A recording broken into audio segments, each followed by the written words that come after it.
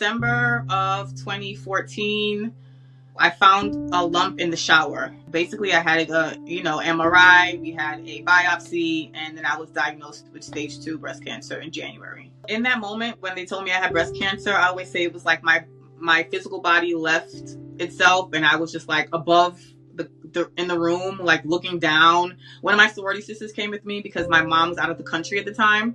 So it was like I was looking at what they were saying, and it was just like wah wah wah wah. It was just like not English to me. And I just remember going into the car and like crying, and then having to call my parents and let them know what was going on, because they were out of the country at the time. That's today's guest, Deniece Delerme. Today, we're going to hear from Deniece and her husband Gardy about cancer, fertility preservation, and the support they found along the way. I'm Dan Bulger with Progyny, and this is Infertility. 6 days before my 33rd birthday, I was diagnosed with breast cancer. At that point, cancer cells grow very fast, so I was just inundated with a lot of information about family planning and fertility and all that stuff. I had no idea that cancer treatment would affect fertility and affect, future fertility options. That's just something I just didn't know of. My mom was diagnosed at an older age, so that's not something I knew like worked hand in hand. So when my oncologist suggested egg preservation or IVF, I was like, okay, because at that point, it's like you told me I had cancer. At that point, I wasn't really thinking about having kids. So it's like, whatever I have to do really quickly to just get to chemo. So I went through IVF right away, just because, again, cancer cells grow really fast, and we kind of just wanted to do this as soon as possible. And I applied for a program with Lance Armstrong called the Live Foundation. Live Strong. Live Strong Foundation, sorry, yeah. Mm-hmm. Where he basically assisted young cancer survivors with treatment options. So I was able to get into that program, and that definitely helped with a lot of the costs associated with IVF. But I remember, I don't know if you remember, babe, but I remember coming to visit you one time, and I had my needles in a bag. Yeah, and I had to go through the airport security, and then and then you helped me do the shots and all that. And then I went straight into chemo and radiation. I did that for about 6 to 8 months. Mm-hmm. After cancer treatment, Deniece was on medications that stopped her menstrual cycle for a time. After getting off of those medications, she and Gardy got married and started trying. I started having my cycle again. We got married, and then a month after we got married, I actually went in to have a myomectomy, which is a removal of fibroids. For the myomectomy procedure, when I went in to schedule the myomectomy at first, the doctor called me and was like, well, I have good or bad news. Which one do you want first? I was like, let's do the bad news first. And the bad news is that you won't be able to go forward with the myomectomy. But the good news is because you're pregnant. And I was like, yay. And at that point, it was a surprise because, like I said, I was menopausal throughout our entire, while we were dating. So I did not have my cycle or anything like that. And apparently we got pregnant on our wedding night. So that was a surprise. But then a few weeks later, unfortunately, the pregnancy was not viable. It ended up being a biochemical pregnancy. So, clearly I had a miscarriage. And then that's when I went ahead and continued with the myomectomy. I had the 40 fibroids removed. We healed a little bit after that. And then we started to try naturally to conceive. And in the process of that, I ended up finding out that I have a blocked fallopian tube. They had been through a lot, but they had each other to lean on the entire way. I just tried to be there every chance I could. I made frequent trips to New York. When I couldn't fly, I would drive. Mm-hmm. I would race the road by myself, and I came as often as possible. I tried to be as supportive. When key medical things would come up, I tried to be there for her and come. There was even a time I spent an elongated amount of time in New York and slept in the hospital and all kinds of things. So I just tried to be there as much as possible. Yeah, and I kind of just, because again, we were dating for 4 months at that time. And I kind of told him hey, this is what's happening right now. Are you down or not? And he was just like, yes, I'm down. Yeah. And he's been super supportive. Even though we were miles away, he was just an emotional crutch for me. And then we also created a business that forged fashion and breast cancer awareness. So I think that was a way that we both were able to cope with what was going on in a positive way. Having froze her eggs prior to cancer treatment, Deniece had provided herself with an excellent option if she and Gardy found themselves having difficulty trying to conceive. You can try in the future, but then those eggs would be chemo infused, radiation infused, and who knows what other medications I would have to go through, as opposed to having 32-year-old chemo-free, radiation-free eggs. After experiencing the pregnancy loss, Deniece went ahead with her myomectomy to remove the fibroids. I scheduled the myomectomy, which we thought it would be only 8 fibroids, and then we ended up finding it was about 40. They were all kind of like hiding behind each other, so they couldn't really see it from the ultrasound or whatever. So we had that surgery, I think March in 2021. And then I also had a double mastectomy as well. Double mastectomy. And reconstruction. And all that. So yes, because we got pregnant so quickly after getting off the tamoxifen, I thought the next time we got pregnant would be sooner. Like I just thought it would be easy because we were able to get pregnant. So so soon after getting off the tamoxifen, I just thought it would just come naturally. So we tried. We waited a few months, and then we tried, and it just wasn't happening. Let's try IUI. IVF was kind of like our last resort, only because first of all, we had to get our eggs transferred from New York to Georgia, which was a whole legal deal in itself. Just getting it transported here. And then IVF is also way more invasive. Financially, it's definitely more costly. So we were like, okay, let's try the IUIs first. And we did the IUI in 2022. Mm-hmm. We did 3 rounds, and that was unsuccessful. After 3 failed IUI cycles, the couple decided it was time to move ahead with IVF with their frozen eggs. We did our own research. We saw that, 3 or 4 times is kind of like the max, and then most people suggest moving forward with the IVF. And, like we always say, we had eggs on deck. So at that point, they weren't fertilized yet by his sperms, and that's when we decided to move forward with the fertilization.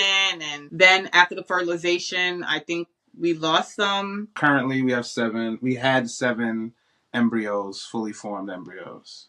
We've used 1 so far. We're going to start our second round of implantation. Yeah. Everything went well. Implantation went well. I ended up getting pregnant. And from there things just went south after about 7 weeks or so. After their second pregnancy loss, their clinic recommended they utilize PGTA to test the embryos for genetic abnormalities. Everything worked out fine until after implantation. So that's kind of normally we're like, is that a genetic issue? So that's why we decided to get the 6 PGTA testing, which is what we're doing now. Now through the grant. Yeah. PGTA is a great option for those who are leveraging IVF, but it does come with some additional cost, and their insurance was not going to be covering it. But fortunately, they received additional support from the Broken Brown Eggs AHA grant.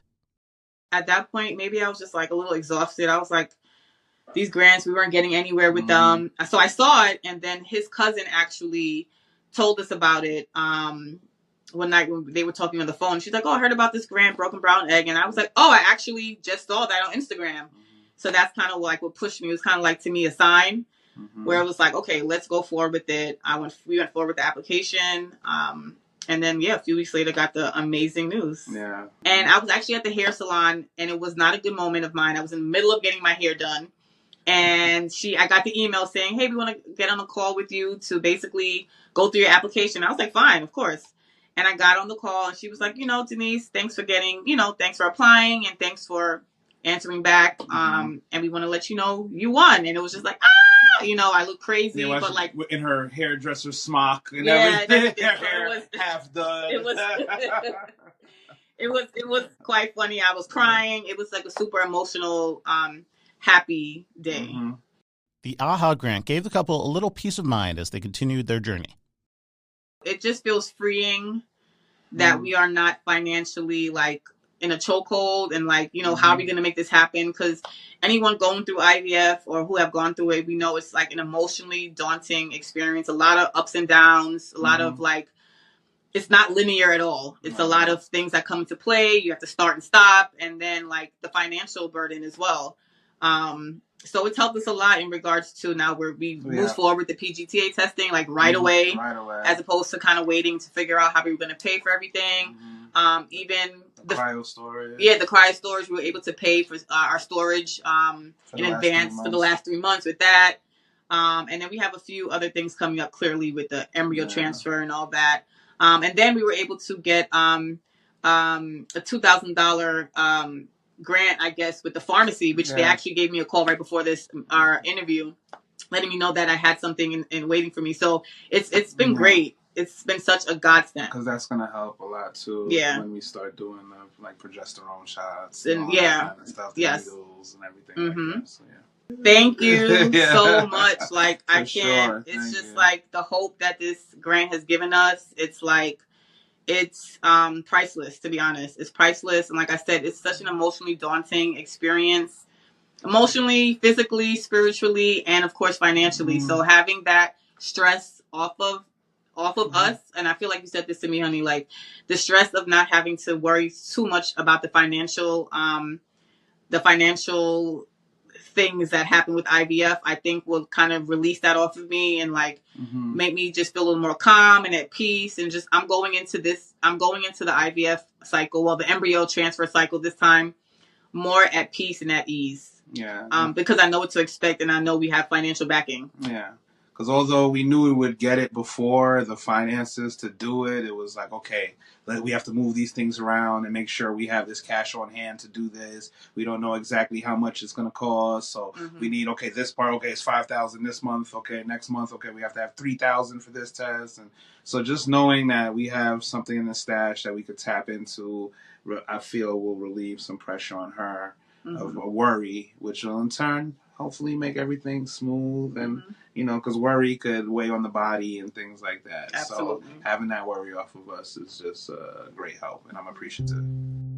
From cancer to treatment, from trying to IVF, Gardy and Deniece have been through a lot. And it's the strength and faith that they found in each other that has helped them push forward. Together, we just feel like together we could do it all. And her strength and how she went through this process and with strength and resiliency, like I tell her a lot, she does not look like what she's been through. And it's, it's a gift and a curse because people may take it lightly because she's so stylish and fly, and came through this looking great and everything like that. But she was just so resilient through it all and really strong. And she had her moments, of course, privately and stuff like that, but the world will never know. And she's just such a prayer warrior and strengthened our faith immensely. And I'm just lucky to have her. He's just been my rock. And, he's a silver lining kind of guy. So I always tell everybody, like, thank God for Gardy because he just puts a different perspective on things. When we went through even from my cancer diagnosis, when I told him I had cancer, he was like, we're here. You're going to get through this. You're strong. I'll be here no matter what. So just his strength and his faith in God is simply like admirable, so he definitely pulls me up when I'm down, and I'm just so thankful and grateful for him. I want to thank Deniece and Gardy for sharing their story with us today, and I want to thank you for listening. If you want to connect with us, you can do so on Instagram at This Is Infertility Podcast. If you want to follow Progyny, you can do that at Progyny Inc. Of course, if you're listening on a podcast app, please leave a rating and review. This is Infertility is brought to you by Progyny. Please remember that this podcast is not intended to substitute for the personalized, expert advice of your physician. I'm Dan Bolger, and this is Infertility.